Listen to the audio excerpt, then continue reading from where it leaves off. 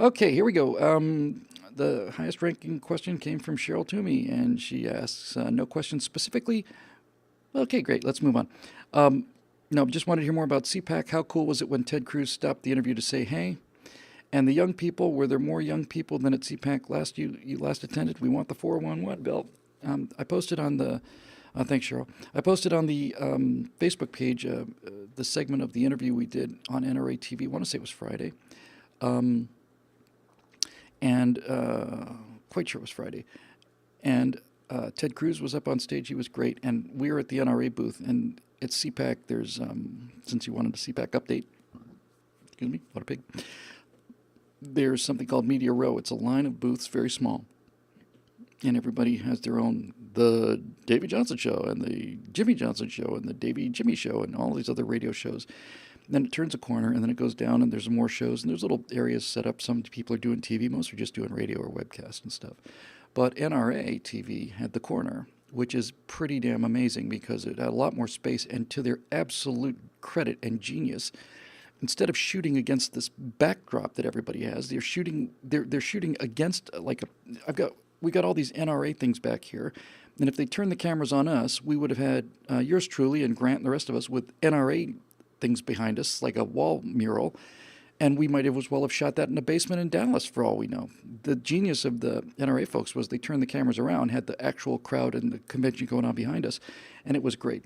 So that was a bit chaotic and really kind of fun, because there was really no particular schedule. We knew somebody was speaking, we'd try and get them.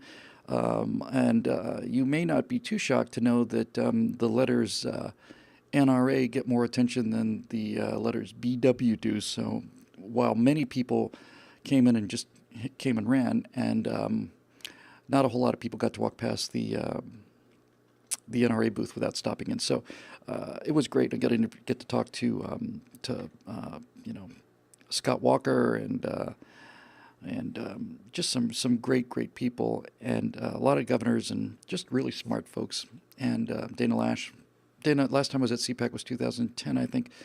And Dana Lash had just started, and I think she was at PJTV briefly. And I want to say that in 2010 at CPAC, we did 2 days together out there, and we were like Darren and Samantha. I mean, it was just a comedy routine. Now Dana Lash comes out, 7 years later, she's wearing like a black leather dress, and she just whipped that audience into shape. It's not somebody you want to mess with, particularly. She's a tough cookie.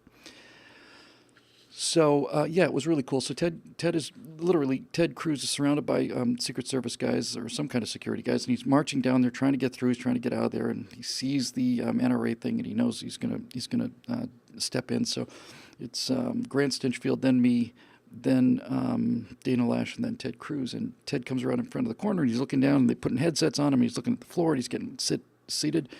Grant asks him a question. He looks at Grant. He's talking back and forth, and he hadn't made eye contact with me. He knew I was sitting there, but he hadn't really made eye contact. So I asked him a question, and all of a sudden he looked at me and said, "Hey, Bill, how are you? Bill, good to see you. Hey, Ted, how are you, stranger?" It's kind of nice to have Ted Cruz light up at the sight of you. It was really very flattering and really, I think, probably my favorite moment. So that was a blast. But Cheryl also asked about the young people. Were there more young people than at the last CPAC you attended? Yes, far more. Here's a catchphrase. Maybe this will be a bingo hit. In 2009, you look out there at the CPAC crowd, and the average age is, deceased. I use that to great. I use that any chance I get. But there were a lot of young people. A lot. And they were switched on, and they were excited and enthusiastic. These young conservatives have got a lot of pep, and they have to, because they're so badly mistreated and picked on. Although it doesn't seem to affect them any, they seem to be filled with courage, and it's certainly they're getting more respect than they did on November 6th, because it turns out that these nerdy little conservative kids were right, and all of these too cool for school, dope smoking, Obama supporters in the Choom gang. They missed the boat, turns out. Turns out the USS Hillary just hit a reef, and she went down off ashore with a complete loss of life. What a terrible tragedy. I think I only have to do one Daily Wire article this week, and I think I'm going to do, I saw an article on on GQ,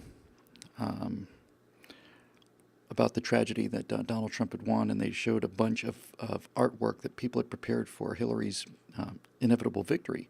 So there's a bunch of drawings of Hillary Clinton as president or whatever, and I'm going to pick 4 or 5 of those, and I'll provide the correct captions for them. But anyway, yeah, so young people, lots and lots of them, and they were great, and they were really fun. The 2 best people at CPAC, I don't know if you saw any of the coverage. It should be online at NRA TV, available to anybody. But on one day, we interviewed this 11-year-old girl, and she is going to be president someday. We'll all be working for her. Young conservative girl, and she's so well-spoken and so so excited, so enthusiastic. She was terrific. We had a 7-year-old boy the next day. He was really cool.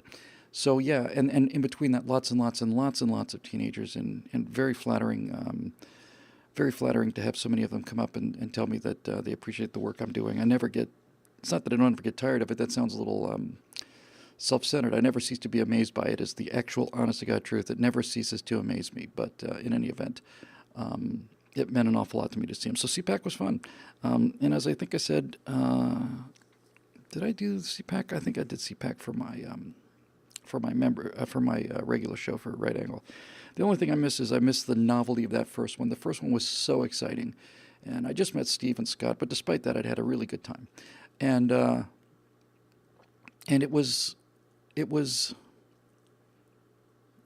just so new. I mean, I was just plucked from not total obscurity, because I've been doing the blog for 4 or 5 years, but certainly visual, obscurity. Nobody knew what I looked like. And we're just starting on the videos, and we said, hey, let's do a show. Yeah, they'll probably back it. Okay, let's do that. And look at this. Oh, my God, that's Andrew Breitbart. I knew Breitbart relatively well by then. You want to go have dinner with Ann Coulter? Sure, absolutely. And it's like that was the first time I began to realize, I'm moving in a different world than I was moving when I was a TV editor on a show called Sunday Morning Shootout, where we had lots and lots of movie stars, and I got to see them all backstage, but I didn't get to talk to any of them. I was just an avid monkey cutting shows on the Avid computer. Anyway, it was really fun in 2009. It was much more optimistic and much better for the future in 2017. But to be perfectly honest with you, I'll take 2009 anytime. It was just so damn exciting to see what was going on. Going to do TV on the internet? Really? Can you even do that? Yeah. Okay. Now it's a business. It's a living. I did the script for corporations last night. I just told you earlier. I wrote the script for this. And I was just doing a little research. Inc. magazine, INC, Incorporated magazine, said that 96% of all businesses fail within 10 years. And I thought, you want to know why the corporation makes a ton of money and you don't make any extra money, and how unfair that is because you're an employee? Well, the answer is because if the company makes more money and you don't get paid any more. But if the company makes less money, you still get paid the same. You don't take less money because the company's doing badly.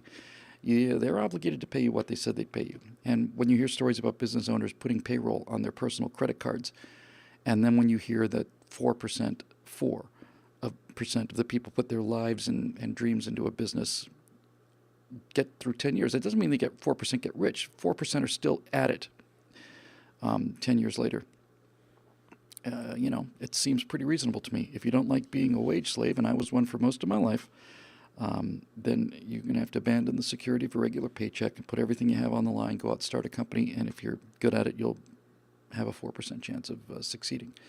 We're at, me personally, I'm at 9 years, 9 out of 10 years. And 9 years I've been doing this for pay, although the business is much younger. The business is only probably 4 or 5 years old, but still, we're in business. And that's mostly thanks to you fine viewers and Stratosphere Loungers, especially true to our members. So anyway, yes, so CPAC was a blast. Let's move on.